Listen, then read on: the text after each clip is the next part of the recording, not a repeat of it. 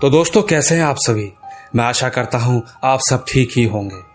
दोस्तों, जैसा कि आप लोगों को इंतजार रहता है बड़ी कहानियों का, मैंने कई लोगों के कमेंट पढ़े जिनमें उनका कहना था कि कहानियां थोड़ी लंबी होनी चाहिए। वैसे कई बार मैंने उन्हें बताया भी कि मुझे समय लगता है और मेरे पास इतना समय नहीं हो पाता है, पर फिलहाल आज मैं आपके लिए ले ही आया हूं। दोस्तों, वैसे छोटे किस्सों की भी अपनी एक अलग दास्तान होती है, मगर जो किस्से जितने बड़े होते हैं उनमें उतना ही इंसान पल पल एक डर के साथ जूझता है, जिसमें उसके ठीक होने में कितना वक्त लगेगा किसी को नहीं पता होता।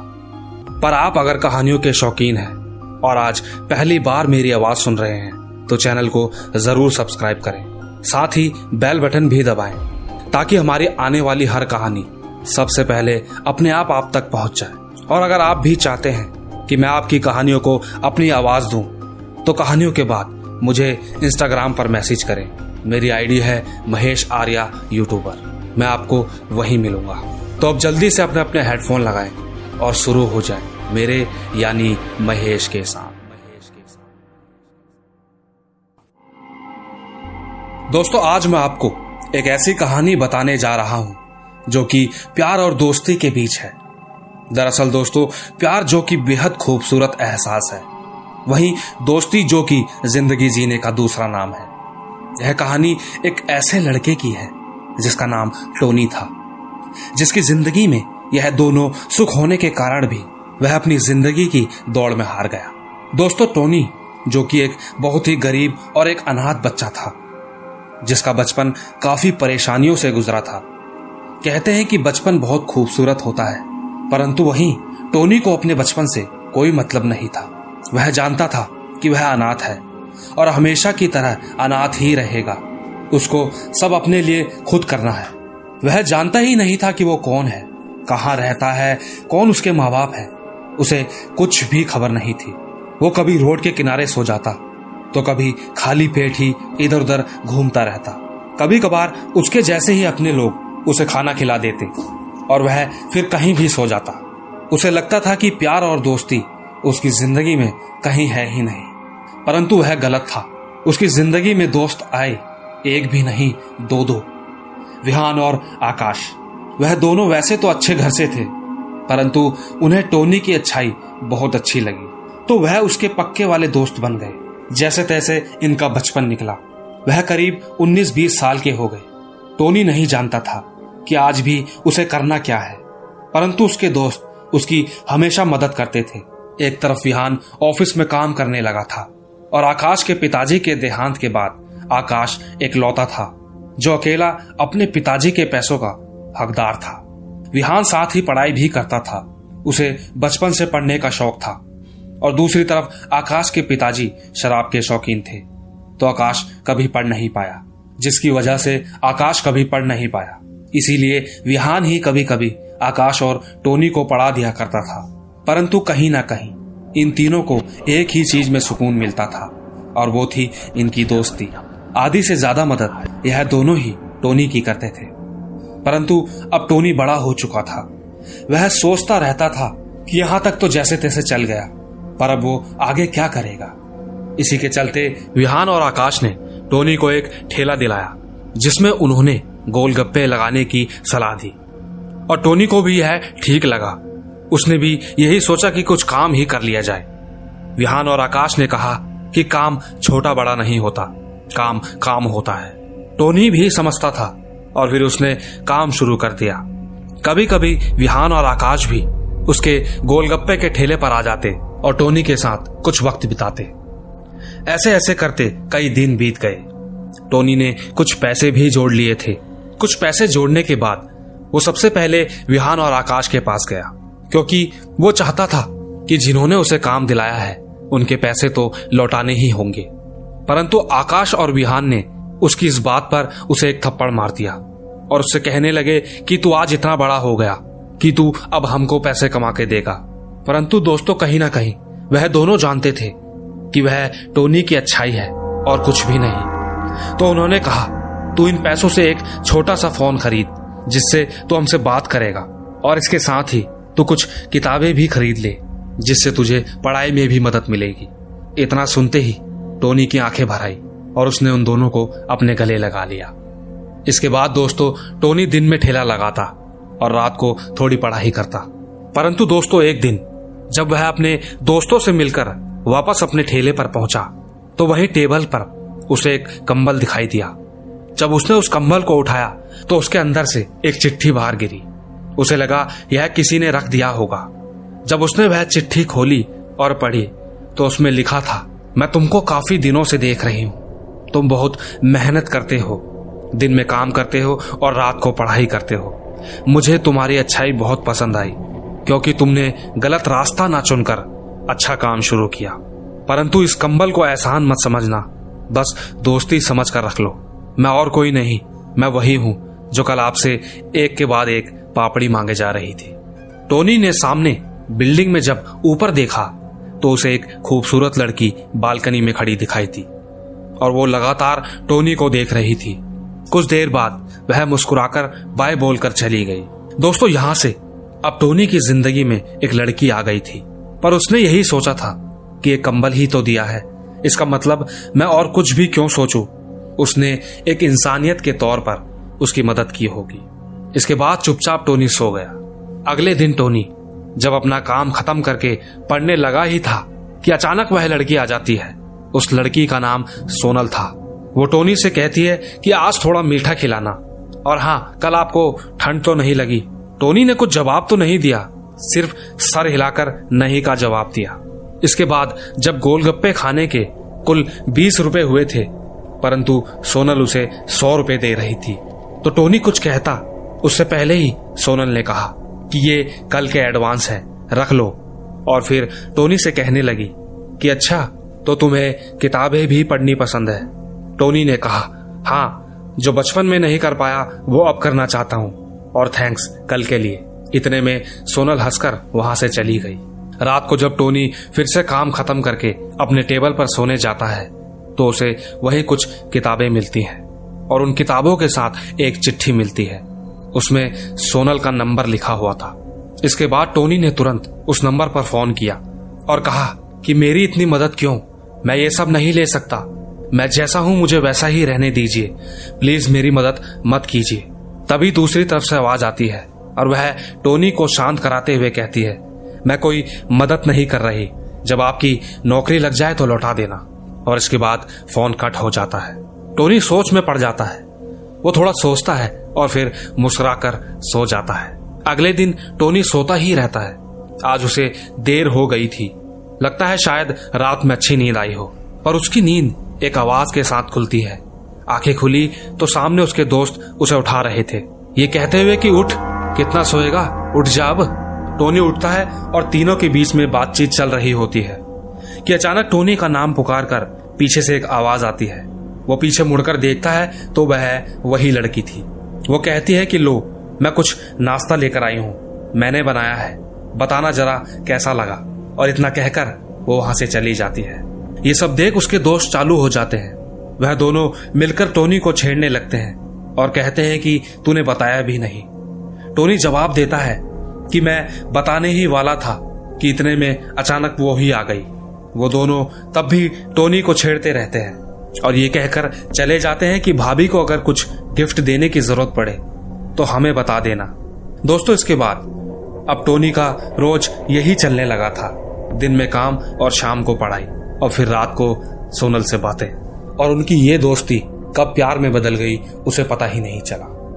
विहान और आकाश ने भी खूब दोस्ती निभाई। उन्होंने टोनी की बहुत मदद की। साथ ही टोनी और सोनल की दोस्ती को 8 महीने हो चुके थे। उनकी मुलाकातें अब पहले से कई ज्यादा बढ़ गई थी। परंतु एक बार कुछ ऐसा हुआ कि सब कुछ खत्म ही हो गया। देर रात वह दोनों मूवी देख कर आ रहे थे। टोनी ने सोचा कि अंधेरा बहुत है, वह उसे फ्लैट के अंदर तक छोड़ देगा और इस समय वैसे भी कोई नहीं देखेगा। और वह चुपचाप सोनल को छोड़ने फ्लैट के अंदर चला गया। जैसे ही वह सोनल को छोड़कर बाय बोलकर वापस आ ही रहा था कि अचानक सोनल ने उसका हाथ पकड़ लिया और उसे आई लव यू कह दिया। यह सब सुन टोनी खुश तो हुआ, पर सोनल एक बड़े घर की लड़की थी। उसके पिताजी डॉक्टर उपाध्याय थे जो कि बहुत पैसे वाले थे। टोनी ने सोनल को कहा कि कहां तुम और कहां मैं, हमारी दोस्ती ही ठीक है, हमारा आगे कोई फ्यूचर नहीं। परंतु सोनल ने टोनी को गले लगाया और एक तरफ भाग गई। टोनी चौंक गया कि यह उसके साथ हो क्या रहा है। टोनी अंदर ही अंदर खुश तो था, परंतु वह यही सोच रहा था कि उसका कोई फ्यूचर नहीं है, और वह ये सब सोचते सोचते कब सो गया उसे पता ही नहीं चला। अगले दिन सुबह उठकर वह रोज की तरह सोनल का इंतजार करने लगा। उसे 10 मिनट भी 1 घंटे के बराबर लग रहे थे, परंतु सोनल नहीं आई। बस उसका केवल एक मैसेज आया जिसमें सॉरी लिखा था। टोनी ने तुरंत फोन किया, पर सोनल का फोन ऑफ बता रहा था। वह पूरे दिन सोनल को फोन करता रहा और इंतजार करने लगा। टोनी अब काफी परेशान हो गया था। इन सबके बीच रात के करीबन 10 बज चुके थे कि अचानक टोनी का फोन बजता है। फोन सोनल का था। टोनी घबराकर कहता है कि क्या हुआ, तुम ठीक तो हो ना? सोनल कहती है सब ठीक है, तुम्हें क्या हुआ, तुम घबराए हुए क्यों हो?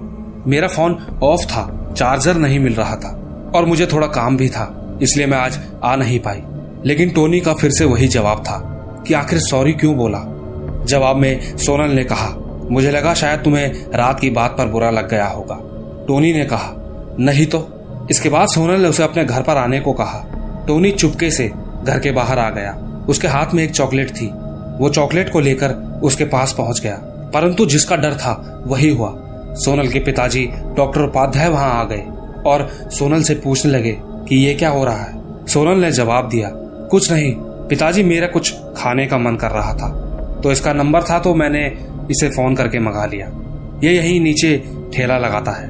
टोनी ने कहा क्या हुआ, तुम डर क्यों रही हो? एक दिन तो सब कुछ बताना ही है, क्यों ना आज ही बता देते हैं। टोनी ने कहा अंकल, हम दोनों एक दूसरे से प्यार करते हैं, हम दोनों शादी करना चाहते हैं। सोनल भी मुझसे बहुत प्यार करती है। इससे पहले कि डॉक्टर उपाध्याय कुछ कहते, सोनल के चिल्लाने की आवाज आती है और वह कहती है कि प्यार और तुमसे थोड़ा हंस खेल कर तुमसे बातें क्या कर ली तो तुम उसे प्यार समझने लगे। कहा तुम मामूली से ठेले वाले और कहा मैं। कुछ जानती भी हो, जितना तुम कमाते हो उससे ज्यादा खर्चा तो मेरे कुत्ते का है, और शादी की बात करते हो, चले जाओ यहाँ से। सोनल के पिताजी ने कहा कि अगर कुछ प्रॉब्लम होगी तो पुलिस को फोन कर देता हूँ। सोनल ने मना कर दिया और कहा आप अंदर चले जाओ, मैं इसे भगा कर आती हूँ। सोनल के पिताजी जैसे ही वहां से गए तो वह तुरंत बोल पड़ी मैं सिर्फ तुमसे टाइम पास कर रही थी और तुम्हें भी वही करना चाहिए था, आया बड़ा शादी करने वाला। इतना कहकर सोनल वहां से चली गई। अब टोनी की जिंदगी पूरी तरह खत्म हो चुकी थी।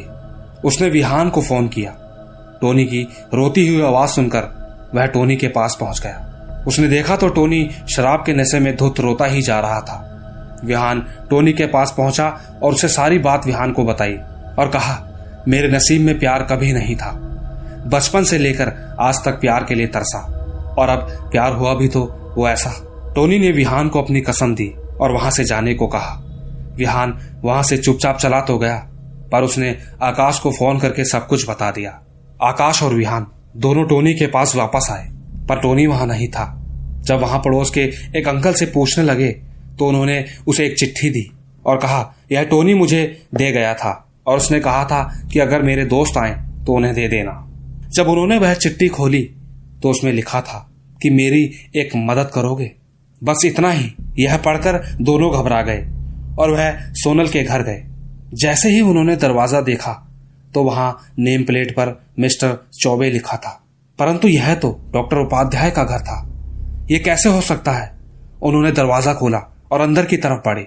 अंदर आए तो सोच में पड़ गए, क्योंकि वहां काफी धूल हो रखी थी और ऐसा लग रहा था जैसे वह घर काफी साल से बंद हो।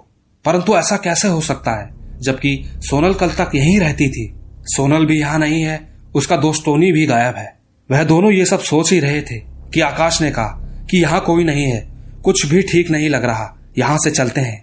और जैसे ही वह बाहर दरवाजे की तरफ बढ़ने लगे, अचानक दरवाजा जोर से अपने आप बंद हो गया और किचन से अचानक किसी के गुनगुनाने की आवाज आने लगी। विहान को अब गुस्सा आ रहा था कि पहले ही उसका दोस्त नहीं मिल रहा, अब ऊपर से ऐसा मजाक कौन कर रहा है। वह गुस्से में किचन की तरफ गया।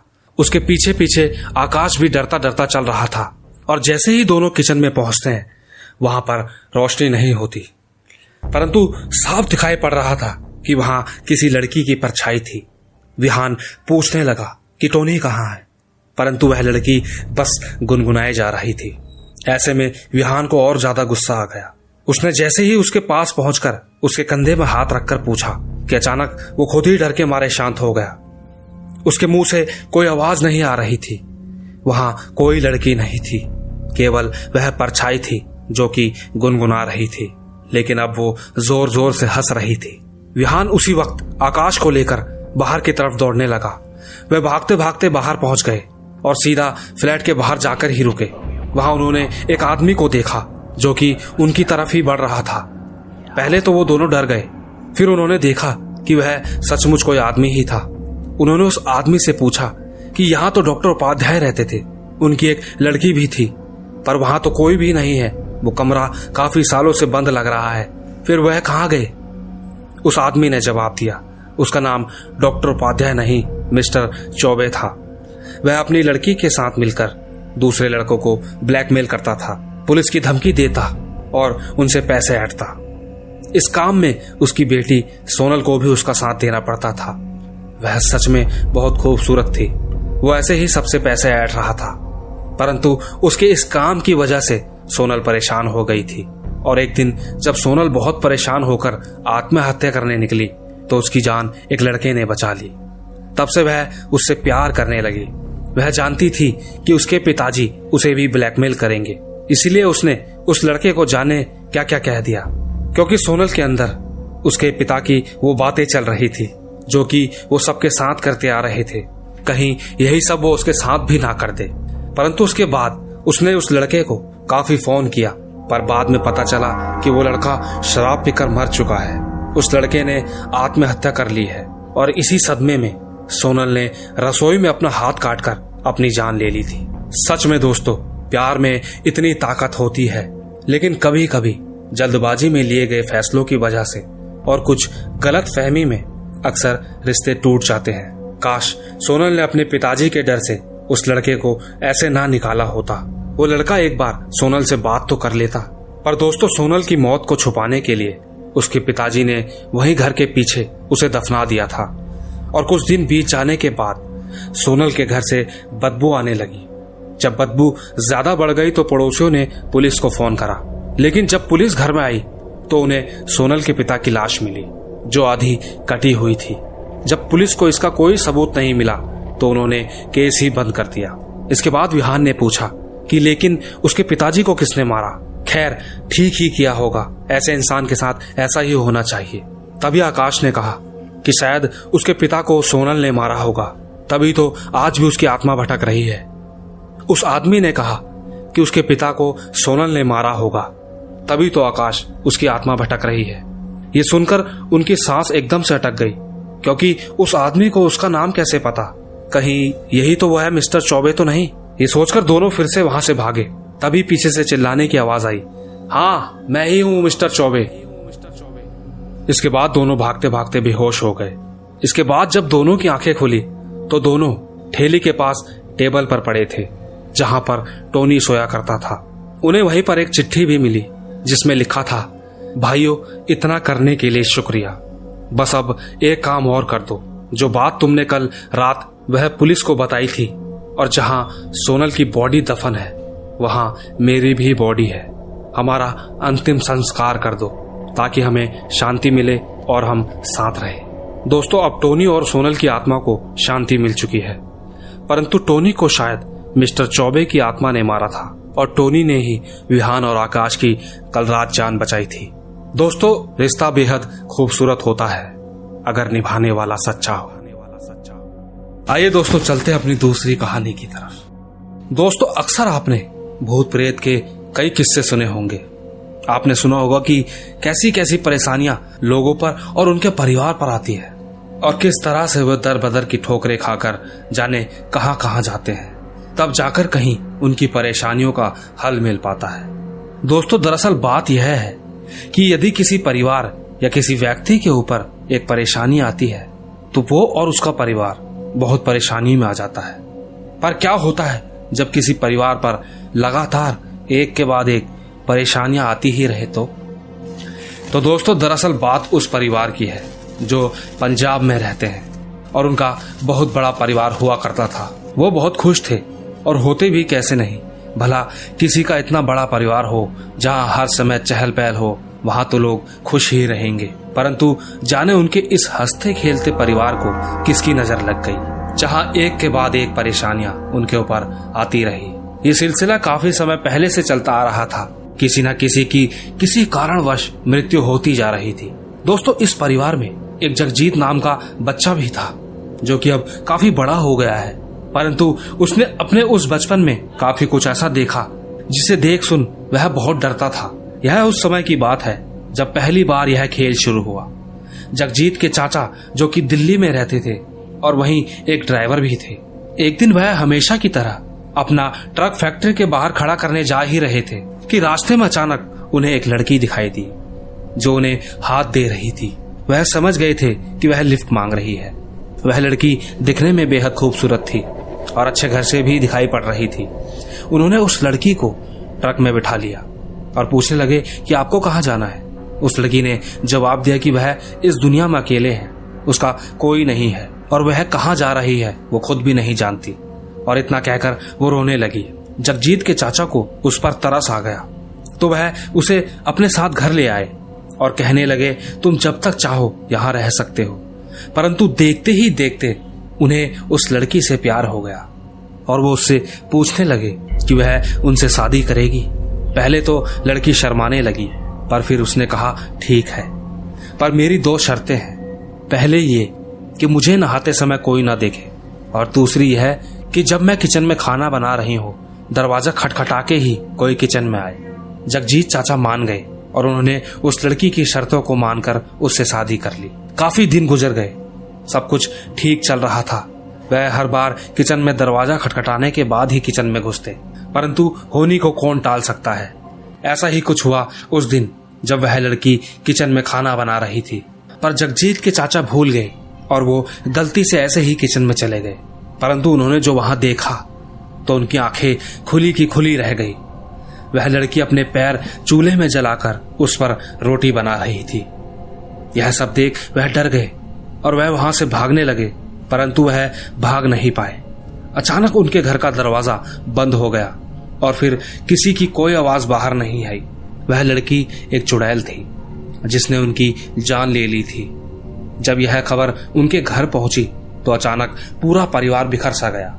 वह समझ नहीं पा रहे थे कि अचानक यह क्या हुआ, परंतु यह सब अब रुकने वाला नहीं था।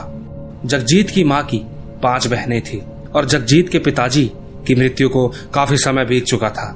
यह सब होने के बाद जगजीत की मां उसे गांव लेकर चली गई, परंतु वहां भी कुछ ठीक नहीं था। जगजीत की मां की बहनें उन दिनों गांव आए थे। उनके घर के सामने ही एक घर था जहां एक विधवा औरत रहती थी। एक दिन की बात है, जगजीत की मां की सबसे छोटी बहन दरवाजे के पास खड़ी थी। वह इतनी सुंदर थी कि कोई भी उन्हें देखे तो देखते ही रह जाता था। वह विधवा औरत भी उन्हें देखते ही रह गई। वो उन्हें बहुत देर से घूर घूर के देख रही थी। इसी कारण जगजीत की छोटी मौसी ने उन्हें कुछ बोल दिया और उस विधवा औरत को उनकी बात पसंद नहीं आई। तो उसने जाने मन मन में क्या कहा, उसने उनके ऊपर एक जिन का साया छोड़ दिया। जाने अचानक क्या हुआ, जगजीत की मौसी की तबीयत खराब हो गई और फिर अचानक वह रजाई की रुई खाने लगी और देखते ही देखते रजाई की सारी रुई खा गई। ये देख सब लोग डर गए कि अचानक यह क्या हुआ। सबको लगा कि कोई बीमारी होगी शायद, जिसके कारण वह ऐसा कर रही थी, परंतु बात कुछ और ही थी। वह नहीं जानते थे कि आखिर उनको क्या हुआ है। सब उनको डॉक्टर के पास भी ले गए। डॉक्टर ने उनका ऑपरेशन कर सारी रुई बाहर तो निकाल दी, परंतु वह होश में नहीं थी। इसके बाद भी वह अजीब अजीब हरकतें करने लगी। उनका ऐसा बर्ताव करने पर डॉक्टर ने सबको एक सलाह दी कि इन्हें प्लीज बांध कर रखा करें, क्योंकि कहीं ऐसे में यह कोई गलत कदम न उठा ले। डॉक्टर के कहने पर उन्हें बांध दिया गया, परंतु इसका परिणाम कोई नहीं जानता था कि अब आगे क्या होने वाला था। जगजीत की मौसी को बांधे कई दिन हो गए थे, जिसकी वजह से उनकी पीठ पर कीड़े लग गए थे और बुरी तरह से उनकी पीठ पर घाव बन रखे थे। उनकी ऐसी हालत देख सब परेशान हो गए। वह ये सोच रहे थे कि भला ऐसे कैसे हो सकता है। वो तुरंत उन्हें हॉस्पिटल ले गए। उनका फिर से ऑपरेशन करना पड़ा। ऑपरेशन के बाद अभी वो थोड़ा ठीक थी, पर जगजीत की मां को फिर से कुछ ठीक नहीं लग रहा था, तो उन्होंने अपने परिवार के पंडित को बुलाने का फैसला किया, जो कि उनके गुरु थे। वह जब घर पर आए तो आते ही समझ गए। उन्होंने तुरंत ही पूरे घर को गंगा जल से पवित्र करा और सबको बताया कि यहाँ एक जिन्न है जो इसको अपने साथ ले जाना चाहता है। यह सब सुन हम सब घबरा गए और उनसे प्रार्थना करने लगे कि ये सब ठीक कर दें। उनके गुरुजी ने जगजीत की मौसी के हाथ पर एक धागा बांधा और उसे कभी भी उतारने को नहीं कहा। उस दिन के बाद से सब ठीक था और आज उनकी शादी भी हो गई है और 2 बच्चे भी हैं। ये सब तो ठीक था, लेकिन अभी भी कुछ ठीक नहीं चल रहा था। यह सारी दिक्कतें अभी भी किसी न किसी के साथ हो रही थी। सबको लगा कि अब सब ठीक हो गया था, परंतु एक दिन जगजीत को वॉशरूम आया। उसने अपनी माँ से कहा कि उसे वॉशरूम जाना है। रात का समय था। उन दिनों गांव में वॉशरूम नहीं होते थे, तो लोग बाहर ही जाया करते थे। जगजीत की माँ और उसकी नानी जगजीत के साथ बाहर गए, परंतु वह जब वापस घर में घुस रहे थे तो उन्होंने देखा कि एक लाल साड़ी पहनी औरत, एक सफेद कुर्ता पहने आदमी बाहर रास्ते पर नाच रहे थे और उन्हीं की तरफ देखने लगे। यह सब देख जगजीत की माँ को गुस्सा आ गया, तो उन्होंने वहीं से चिल्लाते हुए कहा कि ये कोई समय है मजाक करने का, परंतु वह कुछ सुन नहीं रहे थे और लगातार बस नाचे ही जा रहे थे। ये सब देख जगजीत डरने लगा था। उसे डरता देख जगजीत की माँ को गुस्सा आ गया और उन्होंने जगजीत को अंदर जाने को कहा और वह खुद उनकी ओर जाने लगी। उन्हें जाता देख जगजीत की नानी भी उनके पीछे पीछे गई। जब जगजीत की नानी ने देखा कि वह सिर उल्टा करके उनकी तरफ ही बढ़ रहे थे, तो वह चिल्ला के बोली, भाग, यह भूत है, भाग। इतना सुनकर जगजीत की माँ भी वापस भागने लगी। वह भागते भागते उनसे वहीं लालटेन गिर गई, जिसकी वजह से वहां आग लग गई और आग लग जाने के कारण वो दोनों आगे नहीं आ पा रहे थे। वह डर के मारे वापस भागने लगे और अचानक कहीं गायब हो गए। उस दिन वह आग लग जाने के कारण उनकी जान बच गई। अब जगजीत वैसे काफी बड़ा हो गया है, पर कहा जाता है कि आज भी कभी ना कभी कोई ना कोई घटना उनके परिवार के सदस्यों के साथ होती रहती है, जिसके कारण उनके कई अपनों की जान जा चुकी है। आइए दोस्तों, चलते हैं अपनी तीसरी कहानी की तरफ। दोस्तों, आपने अक्सर कई कहानियां सुनी होंगी, पर मैं आपसे यह जानना चाहता हूं कि क्या आप इन सब बातों पर यकीन करते भी हैं या सिर्फ इनको कहानियों की तरह सुनकर सो जाते हैं। लेकिन दोस्तों, मैं आपको बताना चाहता हूं कि डर सच में होता है।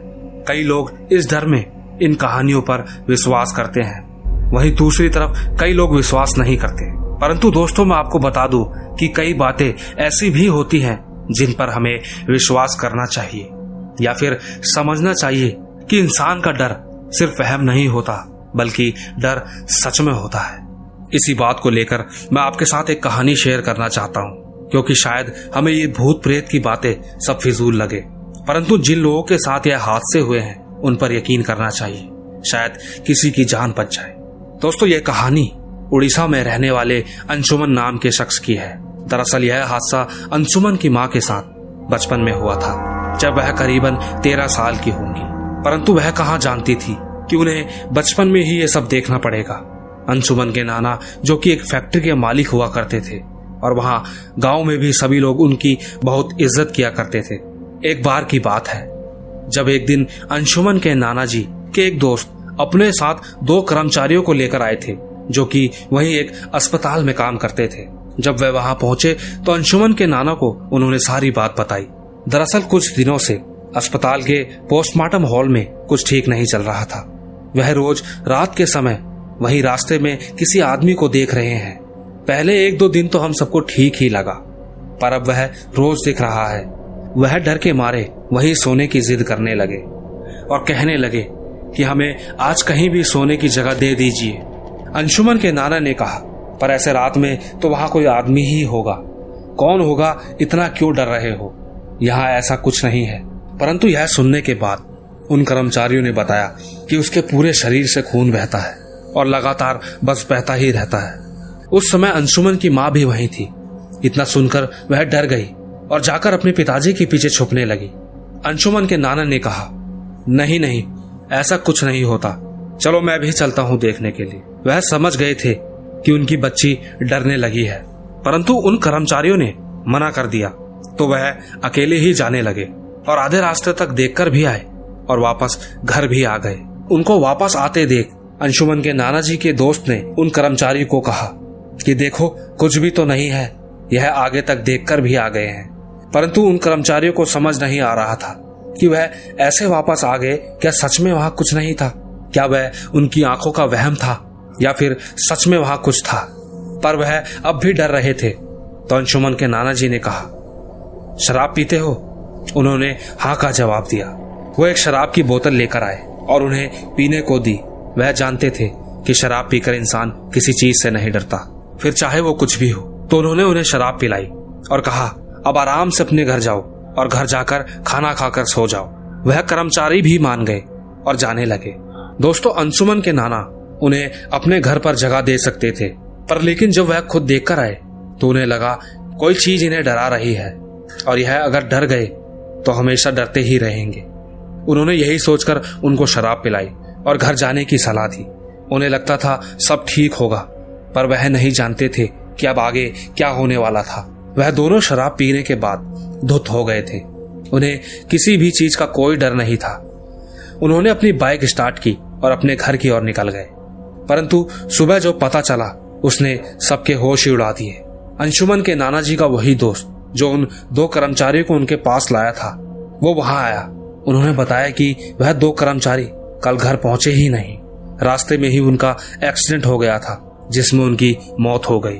सबको यही लगा कि शायद नशे की वजह से वह पेड़ से टकराकर गिर गए और उनकी मौत हो गई। पर जब सच पता चला तो सबके रोंगटे खड़े हो गए। पोस्टमार्टम की रिपोर्ट आई तो पता चला कि एक्सीडेंट से नहीं बल्कि किसी के मारने से मरे हैं। उनकी बॉडी पर बड़े बड़े नाखूनों के वार थे।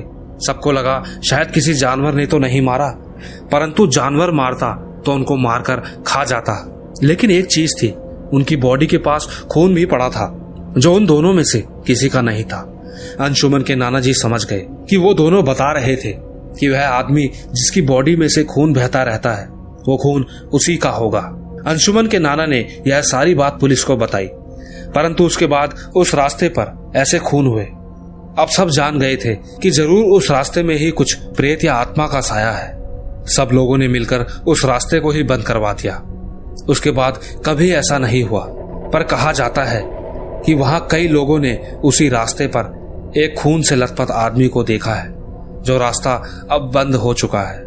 कहते हैं कि रात के समय वह वही रास्ते पर खड़ा हो जाता है, परंतु अब वह रास्ता बंद है तो कोई घटना नहीं होती। दोस्तों, शायद उस दिन अगर अंशुमन के नाना उनकी बात पर विश्वास कर लेते तो शायद वह बच जाते, परंतु जब वह खुद देखकर आए तो उन्होंने भी वही किया जो उन्हें सही लगा। उन्हें लगा यह बस उनका डर है, यदि सच में अगर कुछ ऐसा होता तो उन्हें भी दिखाई पड़ता। इसीलिए उन्होंने उनका डर निकालने के लिए यह सब किया था। बस इतनी सी ही थी मेरी ये कहानी। आइए दोस्तों, चलते हैं अपनी चौथी कहानी की तरफ। दोस्तों, अक्सर हम इस संसार में कई नए लोगों से मिलते हैं, दोस्ती करते हैं और कभी कभी दोस्ती गहरी भी हो जाती है। कुछ पता ही नहीं चलता, ऐसा लगता है जैसे उसकी परेशानियां अब आपकी परेशानियां बन चुकी हैं। ऐसी ही एक कहानी मैं आपके सामने लेकर आया हूं, जहां दो दोस्त बने, मिले और उनके साथ कुछ ऐसा हुआ जो वह कभी सोच भी नहीं सकते थे, जिसके बारे में वह कुछ भी नहीं जानते थे। तो दोस्तों, यह बात 2018 की है। उस समय ठंड का मौसम था और कुलदीप जो कि इंदौर सिटी का रहने वाला था और उसी का एक दोस्त मोइन खान जो कि रतलाम सिटी का रहने वाला था। दोस्तों, इन दोनों की दोस्ती एक फेसबुक के द्वारा हुई थी। यह दोनों आपस में बात करते करते इतने गहरे दोस्त बन गए थे कि सारी बातें एक दूसरे को बताने लगे थे। वैसे तो कुलदीप और मोइनुद्दीन कभी मिले नहीं थे, परंतु फिर भी वह इतने अच्छे दोस्त थे और अब वक्त आ चुका था जब यह एक दूसरे से पहली बार मिलने वाले थे। दरअसल मोइनुद्दीन अब जॉब के सिलसिले में इंदौर आने वाला था। वह काफी समय से जॉब सर्च कर रहा था, परंतु बहुत ढूंढने के बाद आखिरकार उसे जॉब मिल गई थी। मोइनुद्दीन को कुलदीप पर बहुत भरोसा हो गया था, इसलिए उसने सोचा वह इंदौर में ही कुछ जॉब कर लेगा, क्योंकि वहां उसका दोस्त कुलदीप भी था जिसे वह जानता था और वह कमरा ढूंढने में भी उसकी मदद करेगा। मोइनुद्दीन ने कुलदीप को फोन किया और उससे कहा कि वह कल शाम को आने वाला है, तो उसे रहने के लिए जगह चाहिए क्या वह उसके लिए कमरा देख सकता है? कुलदीप ने कहा, कैसी बात कर रहा है यार, बस आजा, बाकी सब वह कर लेगा और इसी बहाने हम मिल भी लेंगे। वह दोनों बहुत खुश थे, पर वह कहाँ जानते थे कि आगे क्या होगा। कुलदीप ने अपने दोस्त के लिए कमरा ढूंढ लिया था। उसने सोचा कि वह शाम को आने वाला है, आकर सफाई थोड़ी करेगा। वह सफर में थक जाएगा तो कुलदीप ने कमरे की सफाई करना शुरू कर दिया। सफाई करते करते उसे एक बड़ा सा पत्थर उस कमरे में मिला। उसे लगा कि यह यहाँ क्या कर रहा है। उसने देखा कि घर के पीछे की तरफ खाली मैदान था। उसने खिड़की खोली और वह पत्थर वहां फेंक दिया और फिर कमरे की सफाई अच्छे से करके शाम को मोइनुद्दीन को लेने स्टेशन चला गया। उन दोनों ने आज तक एक दूसरे को सिर्फ फोटो में देखा था, तो दोनों ने एक दूसरे को पहचान लिया और एक दूसरे से मिलकर वाकई में दोनों बहुत खुश हुए। परंतु कुलदीप ज्यादा खुश दिखाई दे रहा था, क्योंकि मोइनुद्दीन की आदत सच में बहुत अच्छी थी। अब मिलने के बाद उन्हें लग रहा था कि जैसे वो कई बार मिले हैं। वो दोनों रास्ते में बात करते करते वहां पहुंचे जहां मोइनुद्दीन के लिए कमरा लिया था। कमरे में घुसते ही मोइनुद्दीन ने कुलदीप को गले लगा लिया, क्योंकि उसे पता नहीं था कि रूम की सफाई कुलदीप ने कर रखी थी। कुलदीप को भी अच्छा लगा। कुछ देर बात करते करते मोइनुद्दीन ने कुलदीप को कहा, आज यहीं रुक जा, कल चला जाइयो। कुलदीप भी मान गया, क्योंकि उसकी फैमिली किसी की शादी में गई हुई थी, तो उसे लगा घर पर भी अकेला ही रहना है, तो क्यों ना आज रात यहीं सो जाता हूं। और वो रुक गया और वो दोनों बात करने लगे। बातों ही बातों में कब 1 बज गया किसी को पता ही नहीं चला। तब मोइनुद्दीन ने कहा कि चल भाई, मैं सो जाता हूं, मुझे नींद आ रही है। कुलदीप ने कहा, हाँ भाई तू सो जा, मैं तो वैसे भी देर से ही सोता हूं। इतना सुनकर मोइनुद्दीन सोने लगा और फिर कुलदीप अपने फोन में मूवी देखने लगा। उसे मूवी देखते देखते 2 बज चुके थे। अब कुलदीप को भी नींद आने लगी थी, तो वह भी सोने लगा। परंतु कुछ देर बाद किसी आवाज के कारण उसकी नींद खुली। उसने हल्का सा चादर हटाकर देखा तो मोइनुद्दीन जाने क्या क्या बोल रहा था। उसने मोइनुद्दीन को आवाज दी, पर वह कुछ भी नहीं सुन रहा था। कुलदीप को लगा कि यह मजाक कर रहा है, क्योंकि वह इन चीजों को नहीं मानता था। लेकिन फिर भी कुलदीप ने कहा, मोइनुद्दीन मजाक छोड़ और सो जा, मैं नहीं डर रहा तेरे से। इतने में ही अचानक मोइनुद्दीन उछल कर आया और कुलदीप की छाती पर बैठ गया और कुलदीप का गला दबाने लगा। मोइनुद्दीन की आंखें लाल हो रखी थी। ऐसा देख कुलदीप घबरा गया। वह कोशिश करने लगा कि उसे हटा सके, पर वह कुछ नहीं कर पा रहा था। कुलदीप बहुत डर गया था, तो उसने थोड़ी हिम्मत की और हनुमान चालीसा बस पढ़नी शुरू ही की थी कि मोइनुद्दीन की पकड़ अब छूटने लगी थी और वह एकदम से बेहोश हो गया। कुलदीप ने उसके मुंह पर पानी के छींटे मारे। मोइनुद्दीन ने उठते ही कहा कि क्या हुआ भाई, क्या हो गया, मुझ पर पानी क्यों मार रहा है। कुलदीप अब इतना डर गया था कि वह सोच रहा था कि मोइनुद्दीन को अचानक क्या हुआ था, जो इसे कुछ पता ही नहीं है। बस कुलदीप अब कैसे भी करके वहां से जाना चाहता था। वह बहुत डरा हुआ था, तो उसने बहाना लगाया कि कुछ नहीं यार, पापा का फोन आया था, वह घर आ गए, किसी वजह से उसे बुला रहे हैं, क्योंकि घर की चाबी मेरे पास है। तू उठ नहीं पा रहा था तो मैंने पानी मार दिया। इतना कहकर वो वहां से जाने लगा। कुलदीप का घर वहां से थोड़ी ही दूरी पर था। वह पैदल जाने लगा, पर रास्ते में चलते चलते उसे लगा कोई उसके पीछे पीछे आ रहा है। उसने अचानक पीछे मुड़कर देखा तो कोई नहीं था। अब उसके कदम और तेजी से आगे बढ़ने लगे थे और कुछ देर में ही वह घर पहुंच गया। परंतु अब भी वह बहुत डरा हुआ था। उसने पानी पिया और खुद को शांत किया। बस ये सोचा कि वह अपने घर आ चुका है, अब डरने की कोई बात नहीं है। परंतु वह कहाँ जानता था कि अभी तो और भी बहुत कुछ बचा है। वह जाकर अपने कमरे में सोने लगा और उसे नींद भी आ गई। पर कुछ देर बाद उसके कानों में किसी के हंसने की आवाज आई और उसे दिख रहा था कि उसके सामने ही कोई आदमी खड़ा है, जिसने सफेद कुर्ता पहने, गले में एक लंबी सी डोर लटकाए बस लगातार हंसते जा रहा था। परंतु कुलदीप की आंखें खोलने पर भी वो नहीं खुल पा रही थी। वह बार बार बस अपनी आंखें खोलने की कोशिश करता रहा, क्योंकि उसे लग रहा था कोई बुरा सपना देख रहा है।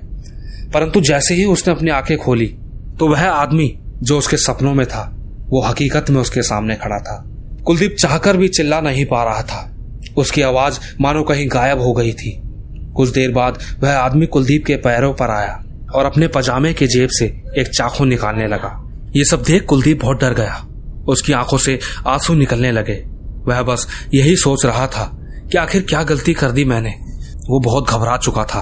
परंतु कुछ बोल नहीं पा रहा था और वह आदमी लगातार हंसते ही जा रहा था। और अचानक उसने कुलदीप का पैर पकड़ा और उसी चाकू से काटने के लिए चाकू उसके पैरों के पास लाने लगा। न जाने कुलदीप में हिम्मत कहां से आई। उसने हिम्मत करी और फिर से हनुमान चालीसा पढ़ने लगा और अचानक वह आदमी कहीं गायब हो गया। कुलदीप समझ गया था कि कुछ ना कुछ तो हुआ है, परंतु उसके साथ यह क्यों हो रहा था वह जान नहीं पा रहा था। इसके बाद उसे नींद नहीं आई और सुबह होते ही मोइनुद्दीन को फोन करके बुलाया और उसे सारी बात बताई, परंतु वह और चौंक गया जब मोइनुद्दीन ने उसे कुछ बताया। मोइनुद्दीन ने बताया कि जाने वहां क्या क्या हो रहा था। पूरी रात खिड़कियां अपने आप खुले जा रही थी, मैं बंद करता तो वो फिर से खुल जाती और जाने किसके हंसने की आवाज मुझे बार बार सुनाई दे रही थी। डर के मारे उसे भी नींद नहीं आई। तब जाकर कुलदीप मोइनुद्दीन को लेकर पास ही के एक बाबा के पास गया। वह बाबा आते ही समझ गए और आंखें बंद करके मंत्र पढ़ना शुरू कर दिया और कुछ देर बाद जब आंखें खोली तो बताया कि तुम्हारे घर के पीछे एक कब्रिस्तान है, यह आत्मा वहां से ही आई है। कुलदीप ने कहा, पर बाबा हमने तो किसी का कुछ नहीं बिगाड़ा, फिर यह हमारे साथ क्या हो रहा है? तो बाबा ने बताया कि जो पत्थर तुमने वहां से नीचे फेंका था खाली मैदान समझकर, वहां कब्रिस्तान था और वह पत्थर इस रूह की कब्र के ऊपर जाकर गिरा है जो कि तुम्हें परेशान कर रहा है। उन्होंने बाबा के आगे हाथ जोड़ा और कहा, बाबा जाने अनजाने में हमसे जो भी कुछ हुआ हो हमें बचा लो। तो बाबा ने उन दोनों को ताबीज दिया और कहा, इसे उतारना मत और जल्दी से वहां से कमरा खाली कर दो। उन दोनों ने बिना देरी करते हुए उसी वक्त वहां जाकर वो कमरा खाली कर दिया और कहीं और मोइनुद्दीन के लिए कमरा ले लिया। दोस्तों, इसके बाद से उनके साथ कभी भी ऐसा दोबारा नहीं हुआ। वैसे तो कुलदीप भी इन बातों पर यकीन नहीं करता था, पर अब जब खुद उसके साथ एक हादसा हो गया था तो वह इन चीजों पर विश्वास करने लगा था। दोस्तों, जाने अनजाने में हमसे कई बार भूल हो जाती है जिसका अंजाम बहुत बुरा हो सकता है। कुलदीप और मोइनुद्दीन से भी भूल हो गई थी, परंतु अब वह बिल्कुल ठीक है। इसके बाद उनके साथ कोई ऐसी घटना तो नहीं घटी, परंतु जब कभी भी उन्हें वह दिन याद आता है तो वही डर आज भी उनके चेहरे पर आ जाता है। तो दोस्तों, यही थी हमारी आज की कहानियां। आशा करता हूं आपको पसंद आई होगी और यदि आपको अगर कहानियां पसंद आई है तो इसे लाइक, शेयर और कमेंट जरूर करें। मैं आपका इंतजार करूंगा और जल्द ही आपको नई कहानियों के साथ मिलूंगा। तब तक के लिए बाय बाय।